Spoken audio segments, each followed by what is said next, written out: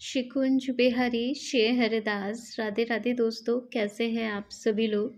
मैं उम्मीद कर रही हूँ कि आप सभी जो है वो बहुत अच्छे होंगे। आज की वीडियो में हम बात करने वाले हैं लाला का जो अपकमिंग फेस्टिवल है छठी उत्सव, उसी के बारे में हम पूरी डिटेलिंग में बात करेंगे। क्या क्या टॉपिक रहेंगे जिन पे मैं बात करने वाली हूँ, तो देखिए कब मनाया जा रहा है इस पे बात करेंगे, क्या भोग प्रसादी देना है लाला को। इसके बाद लाला को स्नान पंचतत्व करवाना है या नहीं करवाना है, इस पे बात करेंगे। नामकरण का क्या भाव है, उस पे भी हम बात करेंगे। पोशाक से रिलेटेड भी हम बात करेंगे। तो इन्हीं बेसिक टॉपिक पे जो है हम बात करेंगे। लास्ट ईयर का वीडियो मैंने यहाँ पे लगाया है, जो लाला का पूरा ब्लॉग था, तो आप लोग देख भी सकते हैं कि लास्ट ईयर कृष्ण ने कैसे सेलिब्रेट किया था उनका छठी उत्सव। तो चलिए हम जल्दी से वीडियो को शुरू करते हैं और एक-एक करके हम टॉपिक हमारे जानते हैं कि आपको क्या-क्या करना है। तो सबसे पहले आती है स्नान की बात। तो देखिए लाला का जो छठी उत्सव होता है वो उनके जन्म के 6 दिन बाद सेलिब्रेट किया जाता है। नंद बाबा यशोदा मैया ने जब लाला 6 दिन के हो गए थे तो बहुत बहुत बड़ा उत्सव किया था, जिसमें उनका नामकरण हुआ था और लाला को जो है बहुत सारी बधाइयाँ आई थी और सारे ही ब्रजवासी इकट्ठा हुए थे और धूमधाम से उन्होंने छठी उत्सव सेलिब्रेट किया था। तो हमारी भी एक ड्यूटी बनती है कि हमारे घर भी लाल हैं और हमें भी उनका छठी उत्सव सेलिब्रेट करना है। तो अब कुछ-कुछ बातें हैं, जैसे पंचतत्व स्नान जो है, अब देखिए जिस दिन लाला का कोई उत्सव रहता है तो लाला का भी मन करता है कि वो भी गोरे-गोरे दिखें, तो इसलिए ही पंचतत्व स्नान भी होता है।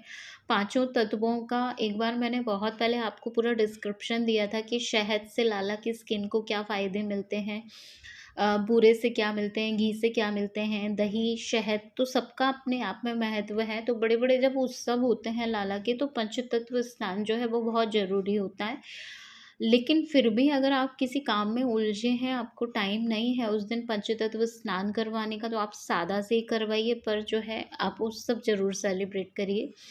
तो ये आप पे डिपेंड करता है, आप चाहे पंचतत्व स्नान करवा लीजिए, अगर आप कर सकते हैं तो, नहीं कर सकते किसी कारण से, तो फिर आप सादा जल से ही लाला को स्नान करवाइए। इसके बाद हम पोशाक की बात करते हैं हमारे लाल जी की। इस दिन जो है महत्व है येलो कलर का, येलो कलर की पोशाक का बहुत महत्व है। अगर आप वो पहना सकते हैं तो बहुत अच्छी बात है, नहीं तो कोई न्यू पोशाक हो लाला की जो उन्होंने एक बार भी नहीं पहनी हो, तो आप क्या करेंगे कि वो पोशाक आप जो है लाला को पहनाइए। टोटली आप पे डिपेंड करता है कि आप उनको या तो न्यू पोशाक पहना दीजिए, और येलो कलर है तो येलो कलर पहना दीजिए, क्योंकि इस दिन येलो का भी बहुत महत्व है। इसके बाद हम थोड़ा-सा भोग प्रसादी की बात करेंगे। तो देखिए लाला की जो लास्ट ईयर की थाल है वो ये है, जिसमें कढ़ी चावल बहुत-बहुत ज़रूरी है। यशोदा मैया ने भी लाला को कढ़ी चावल का ही भोग दिया होगा। अब आप लोग सोच रहे होंगे कि यशोदा मैया ने 6 दिन बाद लाला को, तो चाहे उन्होंने ब्रज में बाँटे हों, ब्रज के सब ब्रजवासियों का मुँह मीठा भी किया हो, कढ़ी चावल का भी प्रसाद दिया हो, बट इस दिन महत्व है इसलिए। कहाँ से ये बात आई है, ये तो मैं फिर आपको डिटेलिंग इसकी जान के बताऊँगी, बट अभी हम भक्तों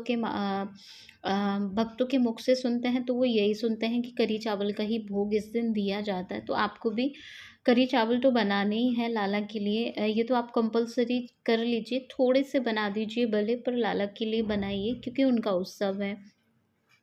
इसके बाद यहाँ पे नामकरण की भी बहुत महिमा है। नामकरण भी करना, बहुत सारे भक्तों के मुख से मैंने ये सुना है कि नामकरण न्यू लाला है तो करना है, लेकिन मैं तो कृषु का नामकरण कर देती हूँ, तो उसमें भी मुझे नहीं लगता कोई प्रॉब्लम है। तो आपके लाला देखिए ऐसा रहता है कि हमारे लाला तो हमारे पास पहले से ही है, पर महत्व नामकरण का है, और लाला की तो सहस्त्र नाम में 1000 नाम भी हैं और अनंत अनंत नाम है हमारे कन्हैया के।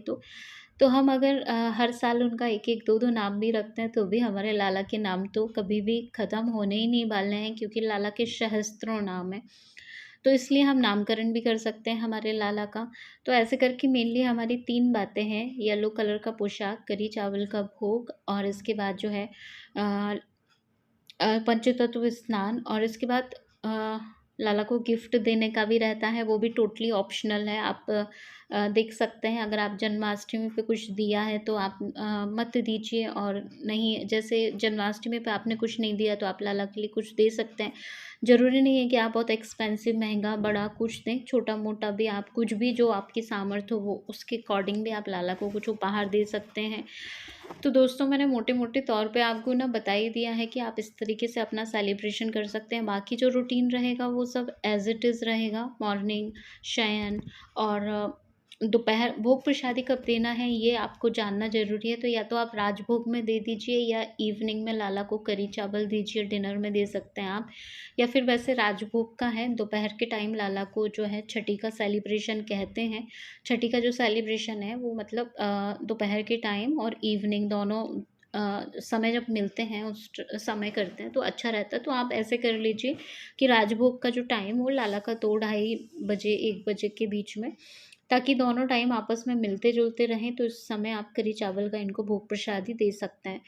इसके बाद जो है हमारा जो मेन टॉपिक है वो रह गया है कि हाँ, किस दिन हम सेलिब्रेट कर रहे हैं। तो देखिए, वैसे तो 6 दिन बाद आप खुद भी लगा सकते हैं कि लाला के जन्म से 6 दिन बाद हम काउंट करते हैं, लेकिन मैं आपको बता दे रही हूँ कि इस बार जो सारे ही भक्त हैं, वो 1 सितंबर को सेलिब्रेट कर रहे हैं। तो आप इतना कन्फ्यूज़ मत होइए, क्योंकि दोनों दिन की एकादशी थी और आप जो है 1 सितंबर को ही आप सेलिब्रेशन करिए अपनी छठी उत्सव का। तो मैं आपको डेट बता दे रही हूँ।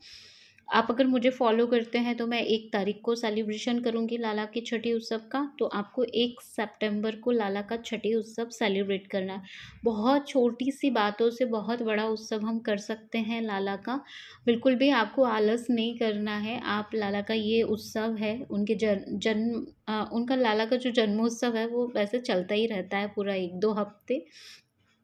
तो लाला का छठी उत्सव आप सेलिब्रेट करिए। मैं ट्राई करूँगी, ब्लॉगिंग हुआ तो मैं आपके साथ ब्लॉग शेयर करूँगी।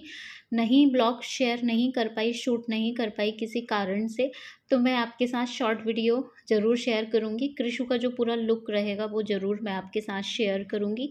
ब्लॉग का कंफर्म नहीं है, अगर बना पाई तो मैं डेफ़िनेटली ब्लॉग शेयर करूँगी आपके साथ। तो दोस्तों, ये पूरी ओवरऑल इन्फॉर्मेशन थी। एक ही वीडियो में मैंने आपको मोटे-मोटे तौर पे सारी छठी उत्सव से रिलेटेड जानकारी दे दी है। ये टोटली आप पे डिपेंड है कि आप सेलिब्रेट कर रहे हैं कि नहीं कर रहे हैं। तो दोस्तों, अब हम मिलेंगे लल्ला के नेक्स्ट वीडियो में। तब तक सबको श्री कुंज बिहारी श्री हरिदास। राधे राधे।